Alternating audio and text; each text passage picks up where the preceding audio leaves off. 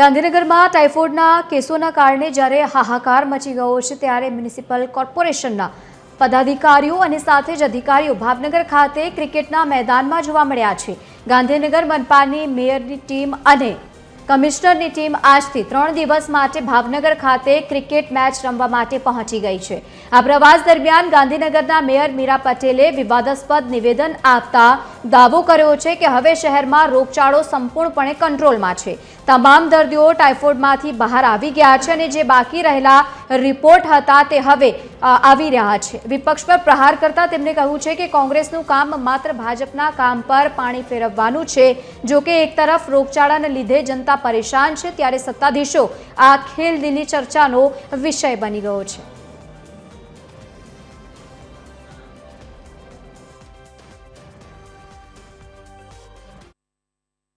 બધું કંટ્રોલ થઈ ગયું છે। બધા દર્દીઓ બહાર નીકળી ગયા છે। એમાંથી જે લોકો જેને રિપોર્ટ આવવાના બાકી હતા એના જ વધારે રિપોર્ટ આવે છે। બાકી કોઈ વિષય છે જ નહીં। અને કોંગ્રેસ વાળાનું કામ જ એ છે કે જે ભારતીય જનતા પાર્ટી કામ કરતી હોય ને એની પર પાણી ફેરવવાનું આ પાખંડી પાર્ટીનું કામ જ એ છે। બાકી કોઈ વિષય છે જ નહીં। હા, પહેલા તો કંટ્રોલ થઈ ગયો છે। નવા કોઈ કેસ આવતા નથી। એ કારણ હજુ બહાર આવ્યું નથી। વધુ માહિતી સાથે સંવાદદાતા અલ્પેશ ઢાબી જોડાયા છે। અલ્પેશ, એક તરફ ટાઇફોઇડનો કહેર જોવા મળી રહ્યો છે અને બીજી તરફ અધિકારીઓ ક્રિકેટ મેચ રમવા માટે પહોંચી ગયા છે, શું વધુ માહિતી? हाँ जी लवलीन चौक्कसी जे प्रकारे भावनगर महानगरपालिका द्वारा जे all India all Gujarat inter corporation cricket tournament છે તેનું યજમાન પદ ભાવનગર મહાનગરપાલિકાનું છે। ત્યારે ભાવનગર ખાતે ક્રિકેટ રમવા માટે અનેક મહાનગરપાલિકાના જે તમામ ટીમો છે તે આવી પહોંચી છે, જેમાં મેયર અને કમિશનરની ટીમો છે। ત્યારે ગાંધીનગરમાં હાલ જે પ્રકારે પરિસ્થિતિ છે રોગચાળાને લઈને, ત્યારે તે પરિસ્થિતિની સામે ગાંધીનગરની જે મેયરની ટીમ છે તે પણ ભાવનગર ખાતે ક્રિકેટ રમવા માટે પહોંચી છે। ત્યારે ખાસ વાત કરીએ તો અહીં કોંગ્રેસના જે આગેવાનો છે તેમના દ્વારા વિરોધ કરવામાં આવ્યો હતો, જે અંગે મેયર જે મીરા પટેલને પૂછવામાં આવતા તેમના દ્વારા હાલ જે માહિતી આપવામાં આવી છે કે હાલ ગાંધીનગરની જે તમામ પરિસ્થિતિ છે રોગચાળાની તે કાબુમાં છે અને ગાંધીનગરમાં હાલ તમામ પ્રકારે તંત્ર દ્વારા કામગીરી કરવામાં આવી રહી છે। પરંતુ ચોક્કસથી એક સવાલ મોટો ઉઠી રહ્યો છે કે આ પ્રકારે જે રોગચાળો ફાટી નીકળ્યો છે, રોગચાળાને લઈને લોકો મુશ્કેલીમાં છે, ત્યારે બીજી તરફ વાત કરીએ તો ગાંધીનગરની જે ટીમ છે તે ભાવનગર રમવા આવે તે કેટલી હદે યોગ્ય કહેવાય તેવા આક્ષેપો કોંગ્રેસ દ્વારા કરવામાં આવે છે। ત્યારે ચોક્કસથી જોવું રહ્યું કે આ જે પ્રકારની જે કાર્યવાહી છે તે ગાંધીનગરની ટીમ દ્વારા જે ક્રિકેટ રમવા માટે આવી પહોંચી છે, ત્યારે હવે ટીમ ક્રિકેટ રમશે કે રમ્યા વગર પાછી જશે ને ગાંધીનગરમાં જે પરિસ્થિતિ છે તેના પર કાબુ મેળવશે। બિલકુલ અલ્પેશ, આભાર સમગ્ર માહિતી સાથે જોડાવા બદલ। વધુ માહિતી સાથે એસોસિએટ એડિટર સોનલ અનડકટ આપણી સાથે લાઈવ જોડાયા છે। સોનલ, એક સમયે અત્યારે આવો ગંભીર આ મુદ્દો છે, ટાઇફોઇડના કેસ સતત વધી રહ્યા છે, એવા સમયમાં રમવું એ જરૂરી છે કે પછી પરિસ્થિતિને નિયંત્રણમાં લેવાનું જરૂરી છે? અને જો પરિસ્થિતિ નિયંત્રણમાં હોય તો કઈ રીતે આ પરિસ્થિતિ સર્જાઈ તે જાણવું અગત્યનું છે। જી, સૌથી મહત્વનું છે કે અત્યારે જે ગાંધીનગરમાં ટાઇફોઇડના કેસ દિવસે ને દિવસે વધી રહ્યા છે। છેલ્લા કેટલાક દિવસોથી ગાંધીનગર સિવિલ હોસ્પિટલમાં જે ટાઇફોઇડના દર્દી છે તેની સંખ્યા સતત વધી રહી છે।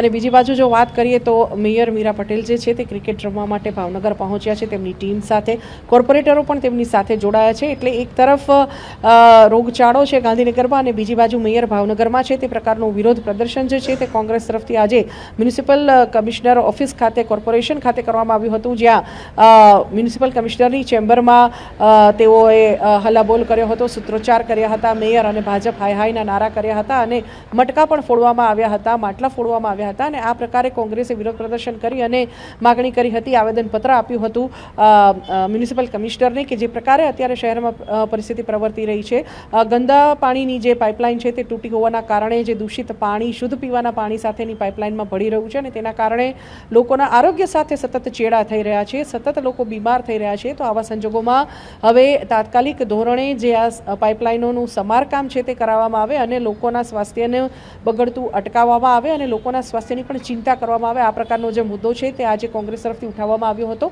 અને સૂત્રોચ્ચાર દરમિયાન એક જ માગણી કોંગ્રેસે કરી હતી કે મેયર હાલ નગરને છોડી અને આ પ્રકારે ક્રિકેટ રમવા બહાર ગયા છે, ક્રિકેટ રમવામાં મસ્ત છે મેયર, અને બીજી બાજુ જે ગાંધીનગર છે તેની પરિસ્થિતિ સતત બગડી રહી છે। તો આવા સંજોગોમાં કયા પ્રકારે હવે આગળ ઉપર કાર્યવાહી કરવી તે સંદર્ભમાં પણ કોંગ્રેસ તરફથી પ્રશ્ન કરવામાં આવ્યો હતો, કેમ કે મેયર ખુદ જ્યારે નગરને છોડી અને બહાર હોય, ભાવનગર ખાતે હોય, તો આવા સંજોગોમાં ગાંધીનગરને રેઢું મૂકી અને મેયર બહાર ગયા છે તેવો આક્ષેપ કોંગ્રેસ તરફથી કરવામાં આવ્યો હતો. અને ખાસ કરીને જે માગણી કરવામાં આવી છે તે એ જ છે કે જે તૂટેલી પાઇપલાઇનો છે તેનું તાત્કાલિક રિપેરિંગ કરવામાં આવે અને લોકોને પીવાનું શુદ્ધ પાણી આપવામાં આવે. તે સંદર્ભમાં કોંગ્રેસે આજે હલ્લાબોલ કરી અને આવેદનપત્ર પાઠવ્યું હતું અને આ એક જ માગણી કરી હતી કે તાત્કાલિક રિપેર કામ કરી અને લોકોને સ્વાસ્થ્યને બગડતું અટકાવવામાં આવે.